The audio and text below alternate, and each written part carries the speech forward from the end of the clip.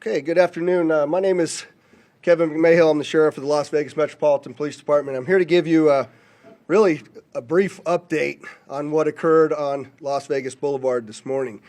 As you know, we just had our New Year's Eve event where we successfully protected the city, where over 400,000 people were here last night, and that changed this morning at about 8:40 when a 2024 Tesla Cybertruck pulled into the area valet of the Trump International Hotel. Very quickly thereafter that, the driver, who was the sole occupant of the truck, we saw what looked like maybe some sort of smoke, and then the truck exploded. Smoke was coming from inside of the truck after we noticed the flash and the explosion, and I'm going to show you that first video. That's the Cybertruck parked right in front of the doors.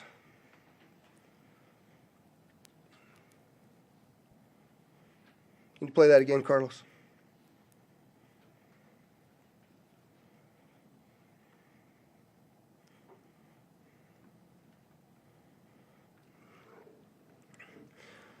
So the individual that was in that truck is obviously deceased, still in the truck as we speak here today. Our fire department folks, Engine 12, a number of others, you'll hear from one of the fire chiefs here in just a moment, arrived very quickly along with my officers. And obviously we knew that we had a much larger event than just a vehicle fire. And so there's going to be a drone video that plays to my left again. You'll see as the fire initially, they covered it with the tarp to try to get it to go out. Once the fire went out through the suppression efforts of the fire department, you'll see some of the evidence in the back of the vehicle. So those are gasoline canisters. They are camp fuel canisters and large firework mortars.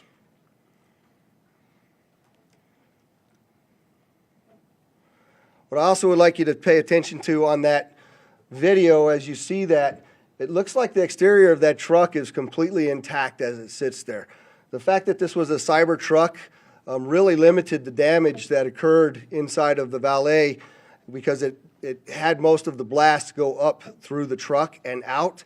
In fact, if you look on that video, you'll see that the front glass doors at the Trump Hotel were not even broken by that blast, which they were parked directly in front of. You can see that in the video there.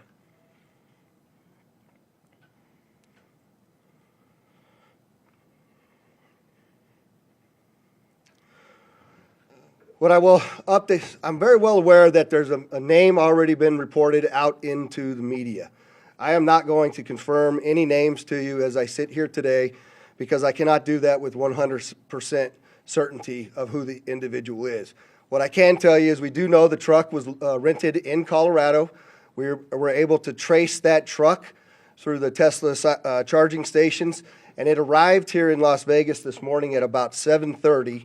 And went up and down Las Vegas Boulevard before immediately pulling into the Trump Towers.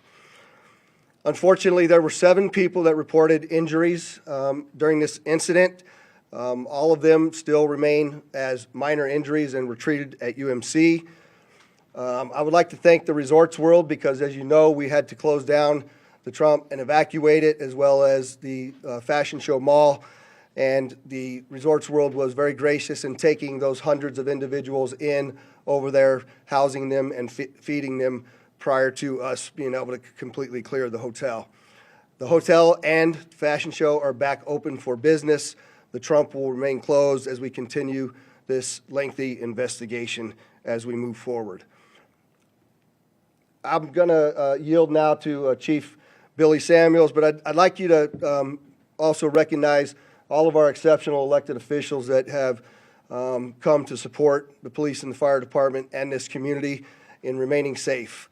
There is no further threat to the community as I sit here today, and I just want to make sure that our community understands we believe this to be an isolated incident, and it is now over as far as the danger. So, Billy?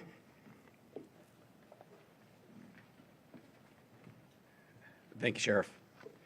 I'm going to reiterate some of the stuff that the Sheriff has spoken upon. Engine 12 did arrive within 4 minutes of dispatch. did extinguish the fire with assistance from the sprinkler systems, and along with that electric vehicle blanket that we use on those operations. We did encounter 7 victims, all stable. 2 of them were transported to UMC, who have since been released. They were transported by community ambulance. A total of 13 units from Clark County Fire with 26 personnel, and then 4 units and 17 personnel from Las Vegas Fire and Rescue assisted with this operation. We always do appreciate the support that we get from our hotel partners, as the sheriff was mentioning with Resorts World. RTC did lend us 10 buses so we can refuge the people that were evacuated from the Trump Tower. Community Ambulance for their transportation for us, Las Vegas Fire and Rescue, and Nevada Division of Emergency Management. And we do appreciate their support, so we can't do that without them. And like the sheriff said, last night was a huge success, but we are prepared for whatever comes our way. So thank you for that. And I will turn this over to Special Agent in Charge, Jeremy Schwartz. Good afternoon. My name is Jeremy Schwartz. I'm currently the Acting Special Agent in Charge for the FBI here in Las Vegas. The FBI is currently conducting an investigation on a vehicle explosion, as the sheriff had just shown you a little bit ago. That's being conducted through our JTTF, which is a Joint Terrorism Task Force. I want to make sure everybody understands that the task force is comprised of law enforcement officials from the entire valley here. We're not doing anything alone, and we wouldn't do anything alone without our partners, making sure that we're all in lockstep. We've learned from mistakes in the past, and we're not going to do that again. We have a great relationship with our law enforcement partners, and we're going to continue to do so. As of right now, our number one goal is to ensure that we have the proper identification of the subject involved in this incident. Following that, our second objective is to determine whether this was an act of terrorism or not. I know everybody's interested in that word and trying to see if we can say, hey, this is a terrorist attack. That is our goal, and that's what we're trying to do. We have a ton of resources dedicated to this right now, and again, we're doing it with our partners. We're doing it together, jointly, and we'll continue to do so until we figure out exactly what's going on. I think most importantly, as the sheriff already mentioned, we believe this is an isolated incident. We do not believe that there's a bunch of folks out there supporting this or helping this, and we don't believe that there's any other danger to the community right now. But again, over the next few hours and days, we will continue to do our best to research that as much as we can and get to the bottom of this, and we won't stop until we're 100% certain as to what happened and why. Thank you. So I just want to clarify again so that I don't get these questions. We do know who rented the truck. We are looking at that individual, but I am not prepared to release the name of any of the individuals that we are looking at least until next of kin is notified and we have a 100% identification. So with that, I'll take any questions you might have. I can't see. Hi, Dana. Do you think it's a coincidence that there were these kinds of incidents on the same day, basically, in 2 tourism capitals? Do I think it's a coincidence? I don't know, but what I can tell you is we're absolutely investigating any connectivity to what happened in New Orleans, as well as other attacks that have been occurring around the world. We're not ruling anything out yet, Dana. Is there any possibility that this had a link to ISIS?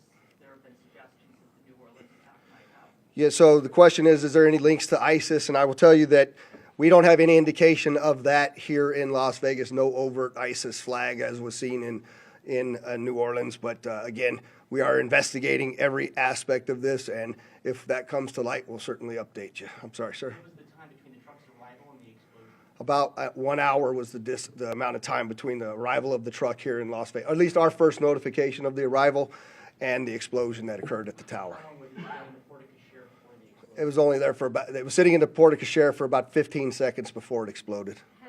Was that 15? Where'd Dory go? The 15 to 20 seconds. I just want to make sure I gave you the right info. Connection of the Elon Musk, Tesla, Donald Trump connection to be interesting from an investigative perspective? Well, I mean, it's a Tesla truck, and we know that Elon Musk is working with President-elect Trump, and it's the Trump Tower, so there's obviously things to be concerned about there, and that's something we continue to look at. Have you all found re-examine security procedures at hotels? Yeah, so I'm glad you asked that question. Do we need to re-examine security procedures? We were very successful in the night before. I'm surprised this happened, to be quite frank with you, and that's certainly something we're going to have to look at in target hardening, what that looks like. But to your question, Dana, I did forget to mention that I have authorized what we call an ABX roster to continue for the next 2 days, which is my New Year's Eve staffing plan. of over 1,000 officers, both in our community neighborhoods as well as on the Strip and downtown, in partnership with all of the other law enforcement agencies, City of Las Vegas Marshals, North Las Vegas, Henderson, just to ensure that even if we had a copycat or somebody else wanted to go up and conduct an attack, that we have the appropriate and available resources to handle it. Have you all found any devices inside the Cybertruck that could have been used to set off those explosives? No, the question is, did we find any devices that would be used to set off the explosives? And the answer is no, I don't know how they were ignited. Clearly, with what you see in there, something set them off, but I don't know what it was yet. We haven't been able to process the vehicle yet. Has LVMPD been in contact with Tesla Code to get the analytics from the vehicle, cameras? Yes, actually, I have to thank Elon Musk specifically. He gave us quite a bit of additional information in regards to how the vehicle was locked after it exploded due to the force of the nature of the force from the explosion, as well as being able to capture all of the video from the Tesla charging stations across the country, and he sent that directly to us, so I appreciate his help on that. I'll take one more question. Elon Musk is claiming that this. I'm sorry, you got to speak up for me. Elon Musk is saying this vehicle and the vehicle in New Orleans were rented from the same company. Has there been any other indication that these two events might be associated? It's another. The question is both vehicles? I'm being told New Orleans was rented from Toro, and so was ours. That's another coincidence that absolutely is continuing to bear from our investigation that we have to continue to look into. So thank you very much. And as we get additional information for all of you, I'm sorry, I'll give you a shot. Are your investigators using any of the city license plate readers this evening? That's the question is, are we using the license plate readers and the technology? Well, one, you see the drone flight through the vehicle because it was unsafe to get there, so that we're using that technology. Thankful to have it, as well as the first indication of that vehicle arriving here in Las Vegas came from a license plate reader. So technology has been very useful to us in resolving this. And again, I'll commit to come back to you all when we have confirmation of the suspect's name, who they are, what their background is. We will get that information back out to you. We'll call another press conference and provide it. And I'd just like to, again, thank the mayor, the commissioners, the other law enforcement leaders, and of course our Attorney General for showing up and supporting us in this event. It's been a statewide effort, and I appreciate it. Thank you. Don't miss a video. Subscribe to our YouTube channel today for more Central Illinois news.